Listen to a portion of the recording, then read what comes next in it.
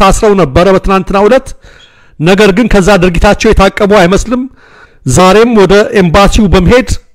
ተመሳሳይ ድርጊት መፈጸማቸውን በአሁኑ ሰዓትም በአካባቢው ሰው ዝር እንደማይል ነው እየተሰማ ያለው መስመር ላይ የትናንትናው እንግዳችን አቶ አለባቸው ደሳለኝ አሉ ከለንደን እስኪ አቶ አለባቸው ምንድነው ይሆነ ያለው በዛሬው ዕለት እስኪ ለተመልካቾቻችንና ለአድማጮቻችን ንገሩልን ደረጃ በጣም አመሰግናለሁ እጅግ በጣም የሚያሳዝን ነው የእንግሊዝ መንግስት ምን አይነት መንግስት እንደሆነ ለራሳችንም ጥርጣሬ ውስጥ ያስገባና ያለው በርግጥ የእንግሊዝ መንግስት አሽከር የሆነ መንግስት ካልሆነ በስተቀር ሊደግፍ አይችልም ኢትዮጵያ በራሷ አቁማ ማየት የሚፈልግ መንግስት አይደለም ማለት ይቻላል በአሁን ሰዓት የኦነግ ሸኔ አክራሪ ጽንፈኞችና የህወሓት ቅጥረኞች የኢትዮጵያ ኤምባሲ ላይ ያለውን ሰንደቅ ዓላማ ከፖሊስ ቁጥጥር ውጪ በሆነ ሁኔታ አውርደው የኦነግ ሸኔን ሰንደቅ አርማ ዝም ብለው በማውለብለብ ላይ ይገኛሉ በጣም እጅግ የሚያሳዝን ነው ዲፕሎማቶቹ ውስጥ መግባት አልቻሉም የተወሰኑ ብቻ ናቸው ውስጥ ያሉት በፖሊስ ኃይል የገቡ ናቸው እነሱም ውስጥ ነው ስማቸው እንዲጠቀስ ያልፈለጉ አንድ ዲፕሎማት እንዳስረዱኝ ከሆነ በአሁን ሰዓት እጅግ በጣም አሳዛኝ የሆነ ሁኔታና ለንደን ያለው ኮሚኒቲ እንዲደርስላቸው ሁሉ ጥሪ ያረጉ ነው ያሉት የእንግሊዝ ፖሊሶች በትናንትናው ዕለት የተወሰኑ ሰው ወገኖችን አስረዋል ነገር ግን በርግጥም እንግሊዞች አንድ የሚታሙበት ነገር አለ የእንግሊዝ መንግስት እንደ መንግስትና ከነዚህ ከኤክስትሪሚስቶች ጀርባ አሉበት ወይ የኢትዮጵያ ውጭ ጉዳይ ሚኒስትርስ ምንድነው ጠንካራ ነገር ማድረግ ያለበት በትክክል ይሄ ምንም ጥርጥር የለውም እነዚህ ሰዎች ከሐሙስ ጀምረው ኤምባሲው ግቢ ውስጥ ያንን ሁሉ ወንጀል ሲፈጽሙ ትናንትም ራሳቸው ፖሊሶቹ ስለተደበደቡና አንድ ዲፕሎማት ስለተደበደበ ብቻ ነው ሊያስሩ የቻሉት እነዚህ 12ቱን እንጂ በትክክል የኤምባሲውን እና የኮሚኒቲውን ህልውና የመጠበቁ ሁኔታ በጣም አጠራጣሪ ነው የሆነው የኢትዮጵያ መንግስት ዶክተር አብይም ሆነ አቶ ገዱ አንዳርጋቸው አስቸኳይ እርምጃ የማይወስዱ ከሆነ አሁንም ኤምባሲው በአደገኛ ሁኔታ ላይ ነው የሚገኘው ለንደንም ያለው ኢትዮጵያዊ ኮሚኒቲ በአሁኑ ሰዓት ምንም እንቅስቃሴ እያደረገ አይደለም ተኝቷል ማለት ይችላል በጣም አሳዛኝ አሳፋሪ የሆነ ሁኔታ ነው እየተፈጸመ ያለው ምናልባት በዲፕሎማቶቹ ላይ ከፍተኛ አደጋ እንዳይደርስ ትልቅ ስጋት አለ ሊደርስላቸው የሚችልም እዚህ ለንደን የሚገኝ ኢትዮጵያዊ ኮሚኒቲ የለም የሚያስተባብርም ለጊዜው የለም በዚህ ሁኔታ ነው ያለው ማለት ይቻላል በአሁኑ ሰዓት ከኤምባሲው ላይ የኢትዮጵያን ሰንደቅ ዓላማ አውርደው የኦነግን ሰቅለዋል የሚባለው እውነት ነው ትክክል ነው ይሄ ነው በጣም ትልቁ ድፍረት የሆነው ይሄ ነው በአሁን ሰዓት ያለው ባንዲራውን አውርደው የኢትዮጵያ ባንዲራ በጣም የሚገርም ነገር ቢኖር ህንጻው ከፍታው በጣም ትልቅ ነው በጣም ትልቅ ከፍታ ያለው ህንጻ ነው ያንን ህንጻ በመሰላል እንኳን ልትወጣው የምትችል አይደለም በጣም በሚያሳዝን ሁኔታ ያንን ህንጻ ላይ እንዴት ብለው እንደወጡ ራሱ የሚገርም ነገር ነው እዛ ላይ ወጥተው ነው ባለፈው አውርደው አቃጥለውታል አሁንም ወጥተው የኢትዮጵያን ሰንደቅ ዓላማ መሬት ላይ ጥለው የነሱን የኦነግን ምልክት ያለውን ያውለበለቡ ነው የሚገኙት እንግዲህ የእንግሊዝ ፖሊስ ምን እርምጃ ሊወስድ ይችላል አብረን ምናየው ይሆናል ማለት ነው እንግዲህ በእንግሊዝ ኢትዮጵያውያን ባለፈው በሰላማዊ ሰልፍ ላይ በጣም በርካታ ወጥተው ነበር ያ ብቻ ሳይሆን በለንደን በጣም ብዙ ሾዎች አሉና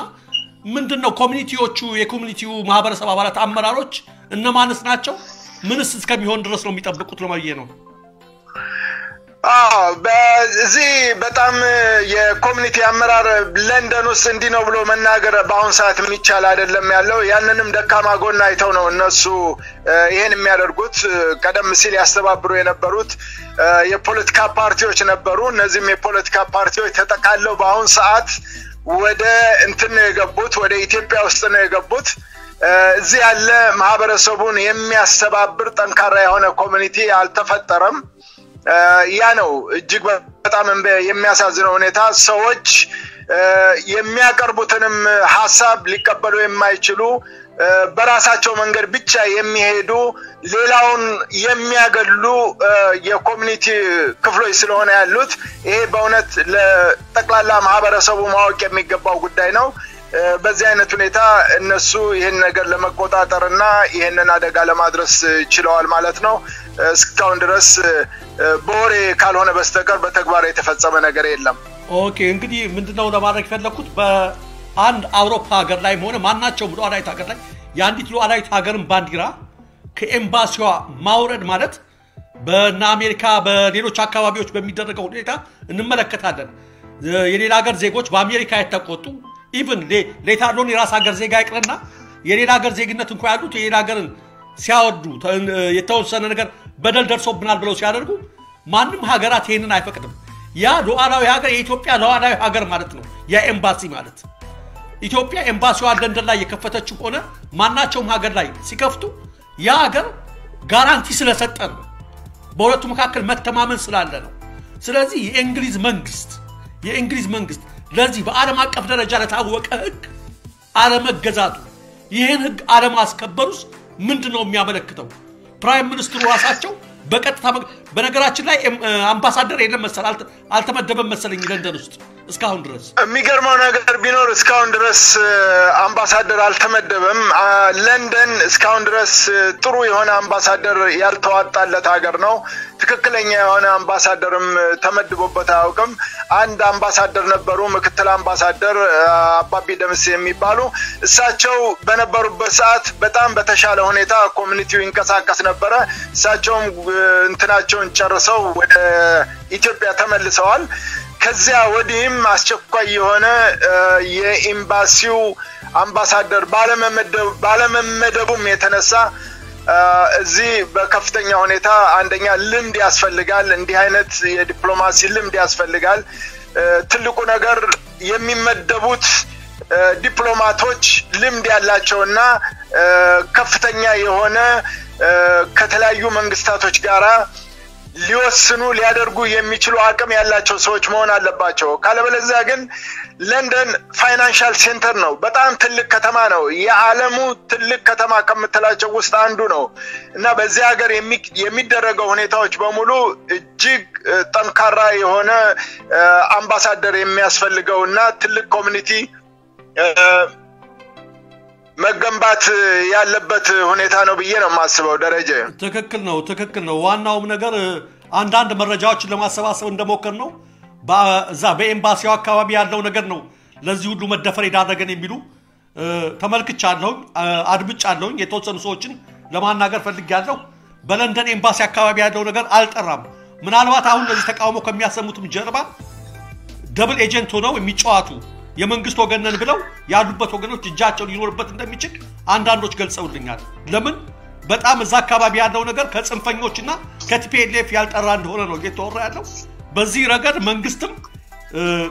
ቆፍጠን ያለ የማጥራት እርምጃ መውሰድ እንዳለበት ነው የሚሰማኝ ሌላው ግን በለንደን የምትገኙ ኢትዮጵያን በተለይ በአሁኑ ሰዓት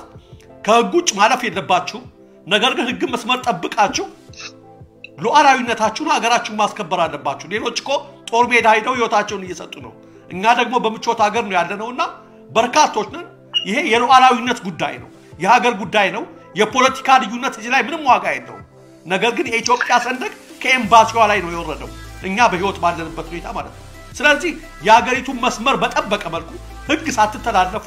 ይህን ነገር ማስከበር የለባችሁም ወይ በዚህ ጉዳይ ላይ የመጨረሻ አስተያየቶች ስጡኝና ውይይታችንን እንቋጫለንባቸው በጣም ትክክል ነው ደረጀ የምትናገረው በሙሉ መሰረታዊ ነው ትክክል ነው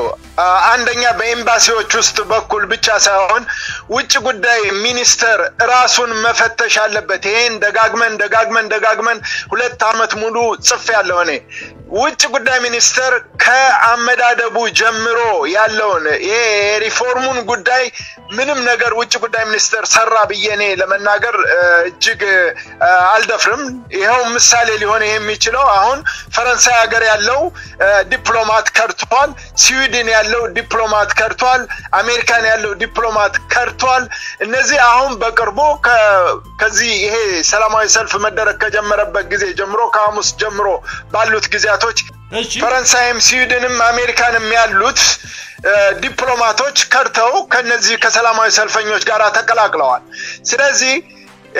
መንግስት ማድረግ ያለበት በመጀመሪያ ደረጃ በጠራ ሁኔታ ውጭ ጉዳይ ሚኒስተርን መፈተሽ አለበት ያንን ከፈተሽ በኋላ ነው በአሁን ሰዓትኛ ተጨባጭ የሆነ መረጃ ስለሌለን እነከሌናቸው ይሄ ነው ብሎ ለመናገር አይቻልም አሁን ለንደን ውስጥ አሉ የሚባሉትን ባሉባልታ ካልሆነ በስተቀር በተግባር እነዚህ ሰዎች ሲያከናውኑ አይተናቸው አናውቅም ደግሞ ማንኛውም ሰው መርሳት የሌለብን ነገር ቢኖር የሚደረገው የለውጥ እንቅስቃሴን ለማደናቀፍ ህወሓት እኮ ከ5 ሚሊዮን በላይ የሆነ የራሱ አሽከር ያለው የፖለቲካ ድርጅት ነበር እኛ እነሱን በመንቃወምበት ወቅት ከ300 ሜትር በላይ ነው ርቀን የምንቆም የነበረው አስፋልት እንኳን አንድ አስፋልት አለ እሱን መሻገር አንችልም ነበር አሁን እኮ እየተደረገ ያለው እኮ ግቢ ውስጥ ነው እኮ ኤምባሲው ግቢ ውስጥ ነው ኤምባሲው ግቢ ውስጥ መደዳውን 4 የሚሆኑ የተለያዩ ሀገር ኤምባሲዎች አሉ ከነሱ ውስጥ አንዱ የኢትዮጵያ ኤምባሲ ነው ስለዚህ አሁን እየተደረገ ያለው ምንድነው ውስጥ የሚደረገው ትግል በተሸናፊነትን ያንበረከከ ስለሆነ የለውጡ መንግስት ቀጥታ አሁን እየተደረገ ያለው የውጭ ዘመቻ ነው የኢትዮጵያን ገጽታ ሊያበላሽ የሚችል የራሳቸው የሆነ ወረራ ነው በውጭ ሀገር ያለ ወረራ ጀምረው እንደዚህ ኢትዮጵያንና ኢትዮጵያኖችን በመከፋፈል ረገድ ምንም የማያውቁ ህፃናቶች ናቸው በጣም የሚገርም ነገር ቢኖር ፖሊሶቹ በሚይዟቸው ወቅት የፖሊስ እግር ይዘው ጫማ መሳም ነው የሚቀራቸውና የፖሊስ እግር ይዘው ሊያነቃንቁ አልቻሉም ፖሊሶቹም እነሱን ለመርገጥም ሆነ እንትን ለማለትም የማያስችላቸው ሁኔታ አለ አደጋ እንዳይደርስ በጣም ጥንቃቄ ያደርጋሉ ትንሽ ሲነኳቸው ሪ ብለው ይንፈራፈራሉ አምቡላንስ ይጠራሉ ረብሻ ስለሆነ ለማድረግ የሚፈልጉት በጣም በጥንቃቄ ሁኔታ ነው ፖሊሶች እየሰሩ ያሉት ግን ይሄ ሁሉ ስፔሻል ፎርስ ባለበት አገር ላይ ይሄ ሁሉ ትልልቅ ዲፕሎማቶችን የሚጠብቅ አገር ባለበት ሁኔታ ላይ ለምንድነው ይሄንን ጣራ ላይ ወጥተው የኢትዮጵያን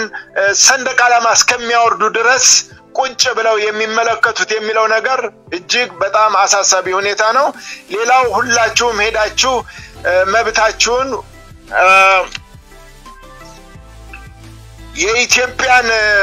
የኢትዮጵያን ክብር ሲነካ እናንተ ሄዳችሁ ማትቆሙበት ባልከው ሁኔታ በትናንትናው ዕለት እኔና አንድ ጓደኛዬ ሄደን ነበር እዚያ ያንን በመንቀርጽበት ወቅት ፎቶግራፍን ለማንሳት እንትን ባረግንበት ወቅት መኪናችንን ሁሉ ሊሰብሩብን በጣም ከፍተኛ እንትን አርገው በመኪናችን ላይ ሁሉ ተወሩሮ ነው እንትን ብለን የመጣ ነው የሚሰሙ አይደሉም በጣም አግሬሲቭ ናቸው በሰለጠነ ሀገር ነው ያሉት ሲቪላይዝድ የሆነ ሀገር ነው ያለው በመነጋገር በመግባባት የሚተማመንበት ሀገር ነው ያለው እነሱ ግን አስተሳሰባቸው ያለው ሻሸመኔ ነው የሚኖሩት ግን እንግሊዝ ሀገር ነው እና በጣም ትልቅ ርቀት አለ ይሄንን ሁኔታ በተመለከተ ለንደን ያለው ኮሚኒቲ ግን መነሳት አለበት ለሀገሩ ለኢትዮጵያ ሰንደቅ ዓላማው ሲወርድ ከፍና ዝቅ ሲል ማየት የለበትም ነገ ዛሬ ሳይል ተነስቶ መብቱንና ኤምባሲውን ማስጠበቅ አለበት እያንዳንዱ ሰው ፍላጎት ያለው ይደውልልኝ ተባብረን መሄድ እንችላለን መሰግናለሁ ልክ ነው የኢትዮጵያ ሰንደቅ ዓላማ እንኳን አሁን ነፃነቷን ተቀዳጅታ በርግጥ ኢትዮጵያ ተደፍራ ማታውቅም በማንም ያኔም በወረራ ጊዜ ጣሊያን ላይ እንኳን ወረደችም ሲያወርዷትና ተጋጋግጧት እነዘራ አይደረስ ህይወታቸውን የሰውላት ሰንደቅ ዓላማ ነች ያለችን እንኳን አሁን የኦነግ ሸኔ ቅጥረኞች እንደዚህ አድርገው ማለቴ ነው ዞሮ ቅድም ያሉትም ጥሩ ፖይንት ነው ምናልባት የጆርጅ ፍሎይድ ጋር ተያይዘው ፖሊሶቹም የሚፈሩት ነገር ስላለ ያንንም ስላወቁ ነው ሌላው ደግሞ ትናንትና እንደነገሩን ብዙዎቹ ተስፋ የቆረጡ ወረቀት የሌላቸው ናቸው ወደዚህ ጉዳይ የሚገቡትና ያሚያምነው ድፍረቱን የሰጣቸው ዞሮ ግን መጨረሻ ማሰሪያችን የሚሆነው ኢትዮጵያን በለንደንም ሆነ በአካባቢው ያሉ ይሄን ነገር የሀገሪቱን ህግ በጠበቀ መልኩ የእንግሊዝን የሀገሪቱን በጠበቀ መልኩ የሰንደቅ ዓላማቸውን የሉዓላዊነታቸውን ጉዳይ የማስከበር ጉዳይ እነሱም ነው ማለት ነው ሌላው በለንደን ሆነ በሌሎች ኤምባሲዎች ላይ ቅድም እንዳሉት የውጭ ጉዳይ ሚኒስትር የማጥራትም ሆነ ጠንካራ ሰዎችን በመመደብ በኩል ይሄን ነገር እስከ ዘላለሙ ድረስ ለማስከበር መስራት አለበት የሚለው ያስማማናል አቶ አለባቸው ደሳለኝ ለሰጡኝ ማብራሪያ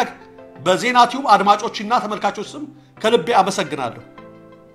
እኔም ከልብ አመሰግናለሁ ሁኔታውን እየተከታተላችሁ ያለውን ችግር በሙሉ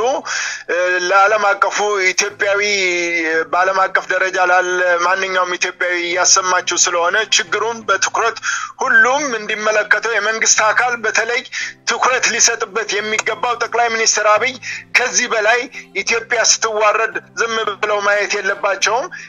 አንድ እርምጃ ከእንግሊዝ መንግስት ጋር ተነጋግረው ማስወሰን መቻል ይኖርባቸዋል ብዬ ደመድማለሁ ከልብ አመሰግናለሁ አመሰግናለሁ እኛም አዲስ ነገር ካለ እንደውላለን ከናንተ እንጠይቃለን እናሳውቃለን እናመሰግናለን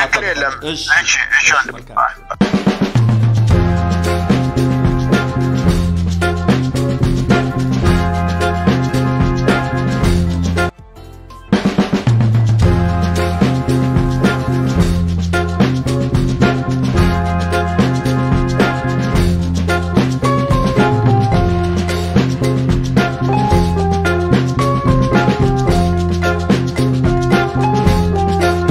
ተመልካቾቻችን አድማጮቻችን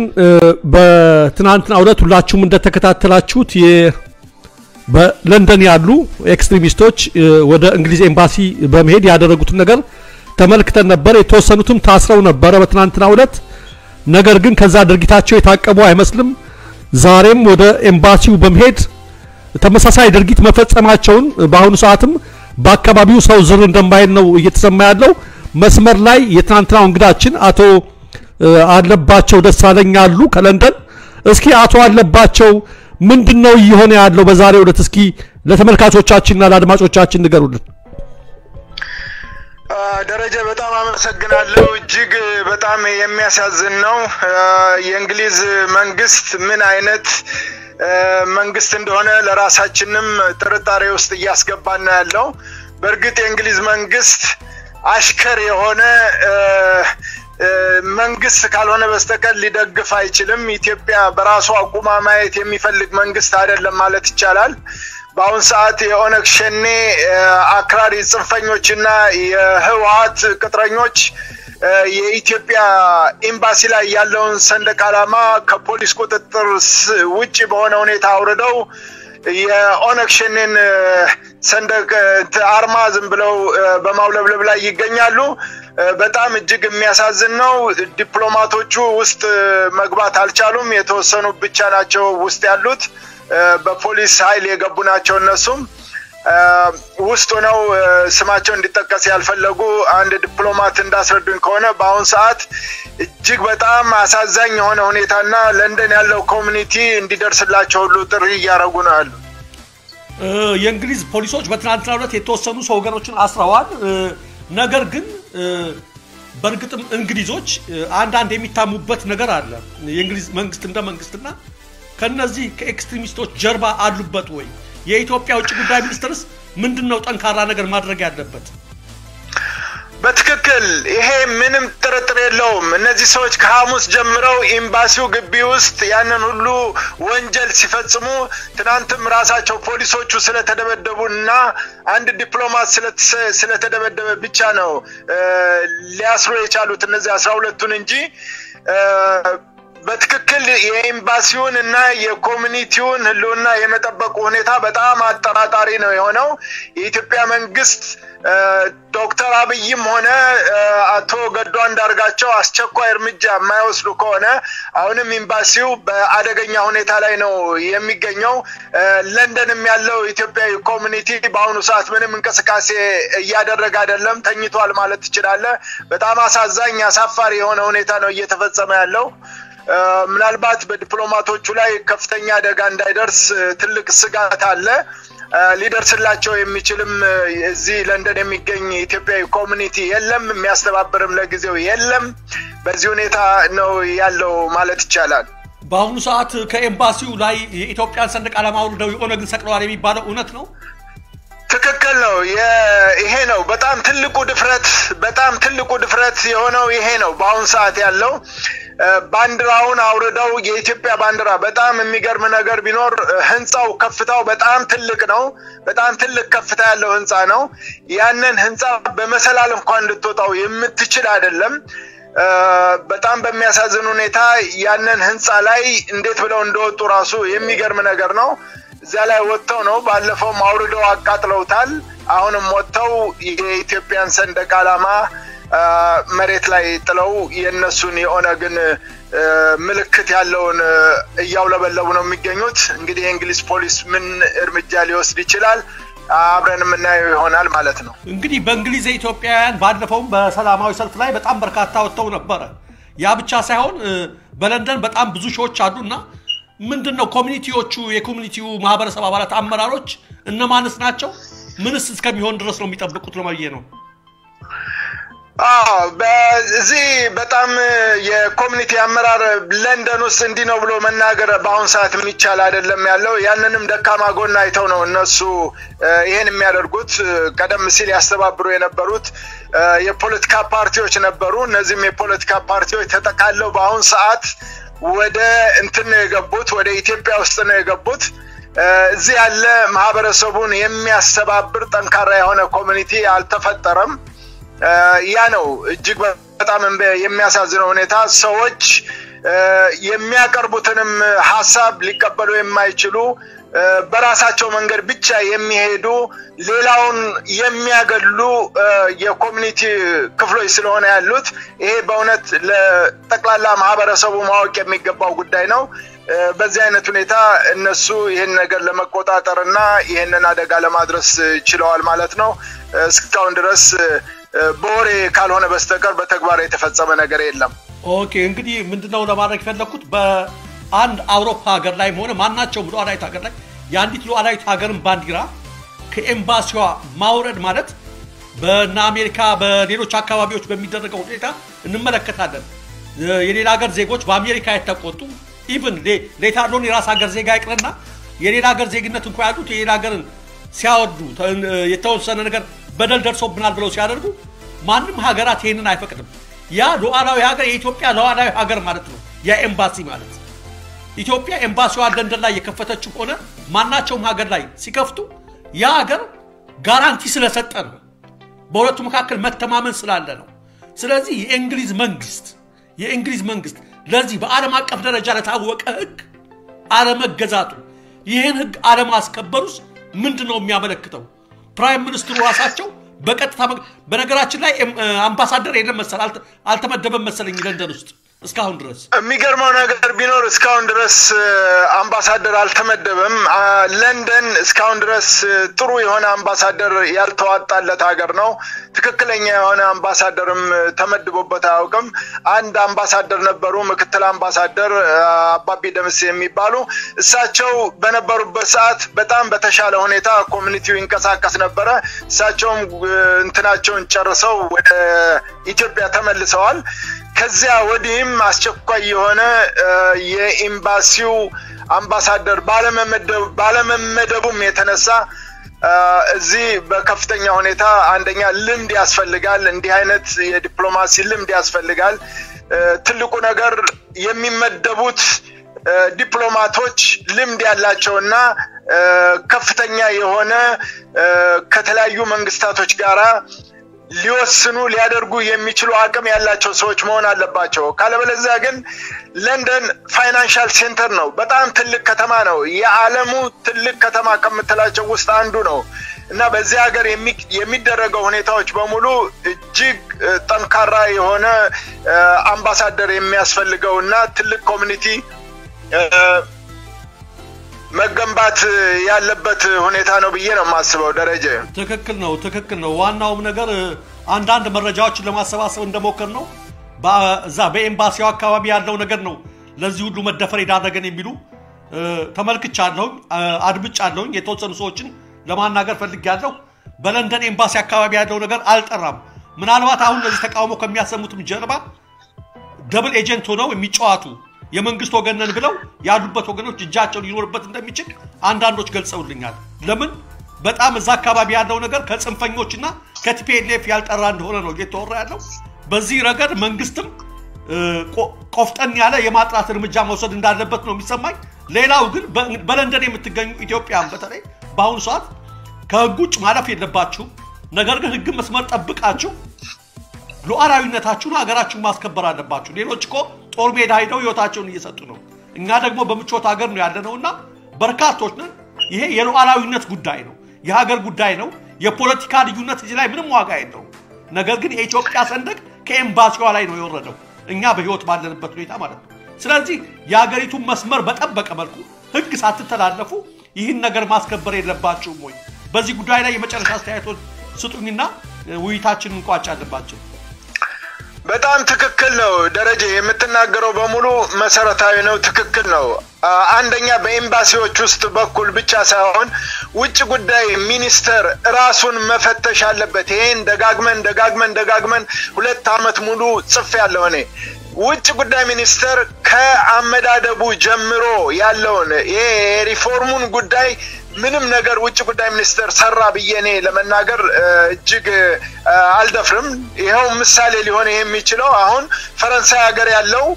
ዲፕሎማት ከርቷል ስዊድን ያለው ዲፕሎማት ከርቷል አሜሪካን ያለው ዲፕሎማት ከርቷል እነዚህ አሁን በቅርቡ ከዚህ ይሄ ሰላማዊ ሰልፍ መደረግ ከጀመረበት ጊዜ ጀምሮ ከሐሙስ ጀምሮ ባሉት ጊዜያቶች ፈረንሳይም ስዊድንም አሜሪካንም ያሉት ዲፕሎማቶች ከርተው ከነዚህ ከሰላማዊ ሰልፈኞች ጋር ተቀላቅለዋል ስለዚህ መንግስት ማድረግ ያለበት በመጀመሪያ ደረጃ በጠራ ሁኔታ ውጭ ጉዳይ ሚኒስተርን መፈተሽ አለበት ያንን ከፈተሽ በኋላ ነው በአሁን ሰዓትኛ ተጨባጭ የሆነ መረጃ ስለሌለን እነከሌናቸው ይሄ ነው ብሎ ለመናገር አይቻልም አሁን ለንደን ውስጥ አሉ የሚባሉትን ባሉባልታ ካልሆነ በስተቀር በተግባር እነዚህ ሰዎች ሲያከናውኑ አይተናቸው አናውቅም ደግሞ ማንኛውም ሰው መርሳት የሌለብን ነገር ቢኖር የሚደረገው የለውጥ እንቅስቃሴን ለማደናቀፍ ህወሓት እኮ ከ5 ሚሊዮን በላይ የሆነ የራሱ አሽከር ያለው የፖለቲካ ድርጅት ነበረ እኛ እነሱን በመንቃወምበት ወቅት ከ300 ሜትር በላይ ነው ርቀን የምንቆም የነበረው አስፋልት እንኳን አንድ አስፋልት አለ እሱን መሻገር አንችልም ነበር አሁን እኮ እየተደረገ ያለው እኮ ግቢ ውስጥ ነው እኮ ኤምባሲው ግቢ ውስጥ ነው ኤምባሲው ግቢ ውስጥ መደዳውን 4 የሚሆኑ የተለያዩ ሀገር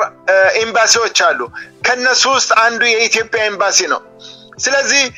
አሁን እየተደረገ ያለው ምንድነው ውስጥ የሚደረገው ትግል በተሸናፊነትን ያንበረከከ ስለሆነ የለውጡ መንግስት ቀጥታ አሁን እየተደረገ ያለው የውጭ ዘመቻ ነው የኢትዮጵያን ገጽታ ሊያበላሽ የሚችል የራሳቸው የሆነ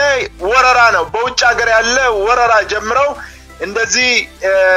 ኢትዮጵያንና ኢትዮጵያኖችን በመከፋፈል ረገድ ምንም የማያውቁ ህፃናቶች ናቸው በጣም የሚገርም ነገር ቢኖር ፖሊሶቹ በሚይዟቸው ወቅት የፖሊስ እግር ይዘው ጫማ መሳም ነው የሚቀራቸውና የፖሊስ እግር ይዘው ሊያነቃንቁ አልቻሉም ፖሊሶቹም እነሱን ለመርገጥም ሆነ እንትን ለማለትም የማያስችላቸው ሁኔታ አለ አደጋ እንዳይደርስ በጣም ጥንቃቄ ያደርጋሉ ትንሽ ሲነኳቸው ሪ ብለው ይንፈራፈራሉ አምቡላንስ ይጠራሉ ረብሻ ስለሆነ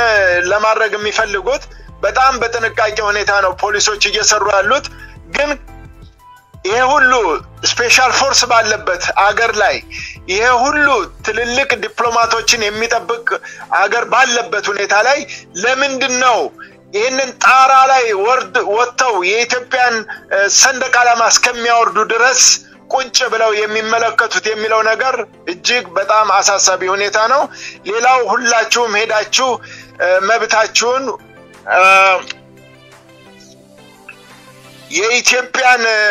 የኢትዮጵያን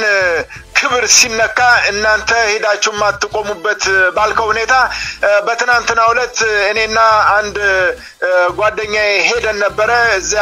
ያንን በመንቀርጽበት ወቅት ፎቶግራፍን ለማንሳት እንተባረግንበት ወቅት መኪናችንን ሁሉ ሊሰብሩብን በጣም ከፍተኛ እንትን አርገው በመኪናችን ላይ ሁሉ ተወሩሮ ነው እንትን ብለን የመጣ ነው የሚሰሙ አይደሉም በጣም አግሬሲቭ ናቸው በሰለጠነ ሀገር ነው ያሉት ሲቪላይዝድ የሆነ ሀገር ነው ያለው በመነጋገር በመግባባት የሚተማመንበት ሀገር ነው ያለው እነሱ ግን አስተሳሰባቸው ያለው ሻሸመኔ ነው የሚኖሩት ግን እንግሊዝ ሀገር ነው እና በጣም ትልቅ ርቀት አለ ይሄንን ሁኔታ በተመለከተ ለንደን ያለው ኮሚኒቲ ግን መነሳት አለበት ለሀገሩ ለኢትዮጵያ ሰንደቅ ዓላማው ሲወርድ ከፍና ዝቅ ሲል ማየት የለበትም ነገ ዛሬ ሳይል ተነስቶ መብቱንና ኤምባሲውን ማስጠበቅ አለበት እያንዳንዱ ሰው ፍላጎት ያለው ይደውልልኝ ተባብረን መሄድ እንችላለን መሰግናለሁ ልክ ነው የኢትዮጵያ ሰንደቅ ዓላማ እንኳን አሁን ነፃነቷን ተቀዳጅታ በርግጥ ኢትዮጵያ ተደፍራ ማታውቅም በማንም ያኔም በወረራ ጊዜ ጣሊያን ላይ እንኳን ወረደችም ሲያወርዷትና ሲጋጋጧት እነዘር አይደረስ ህይወታቸውን የሰውላት ሰንደቅ ዓላማ ነች ያለችን እንኳን አሁን የኦነግ ሸኔ ቅጥረኞች እንደዚህ አድርገው ማለቴ ነው ዞሮ ቅድም ያሉትም ጥሩ ፖይንት ነው ምናልባት የጆርጅ ፍሎይድ ጋር ተያይዘው ፖሊሶቹም የሚፈሩት ነገር ስላለ ያንንም ስላወቁ ነው ሌላው ደግሞ ትናንትና እንደነገሩን ብዙዎቹ ተስፋ የቆረጡ ወረቀት የሌላቸው ናቸው ወደዚህ ጉዳይ የሚገቡትና ያሚያምነው ድፍረቱን የሰጣቸው ዞሮ ግን መጨረሻ ማሰሪያችን የሚሆነው ኢትዮጵያን በለንደንም ሆነ በአካባቢው ያሉ ይሄን ነገር የሀገሪቱን ህግ በጠበቀ መልኩ የእንግሊዝን የሀገሪቱን ህግ በጠበቀ መልኩ የሰንደቅ ዓላማቸውን የሉዓላዊነታቸውን ጉዳይ የማስከበር ጉዳይ ይነሱም ነው ማለት ነው ሌላው በለንደን ሆነ በሌሎች ኤምባሲዎች ላይ ቅድም እንዳሉት የውጭ ጉዳይ ሚኒስትር የማጥራትም ሆነ ጠንካራ ሰዎችን በመመደብ በኩል ይሄን ነገር እስከ ዘላለሙ ድረስ ለማስከበር መስራት አለበት የሚለው ያስማማናል አቶ አለባቸው ደሳለኝ ለሰጡን ማብራሪያ በዜና ቲዩብ አድማጮችና ተመልካቾች ስም ከልቤ አመሰግናለሁ እኔም ከልብ አመሰግናለሁ ሁኔታውን እየተከታተላችሁ ያለውን ችግር በሙሉ ለዓለም አቀፉ ኢትዮጵያዊ በዓለም አቀፍ ደረጃ ማንኛውም ኢትዮጵያዊ ያሰማችሁ ስለሆነ ችግሩን በትኩረት ሁሉም እንዲመለከተው የመንግስት አካል በተለይ ትኩረት ሊሰጥበት የሚገባው ጠቅላይ ሚኒስትር አብይ ከዚህ በላይ ኢትዮጵያ ስትዋረድ ዝም ብለው ማየት የለባቸውም አንድ እርምጃ ከእንግሊዝ መንግስት ጋር ተነጋግረው ማስወሰን መቻል ይኖርባቸዋል ብዬ ደመድማለሁ ከልብ አመሰግናለሁ እኛም አዲስ ነገር ካለ እንደውላለን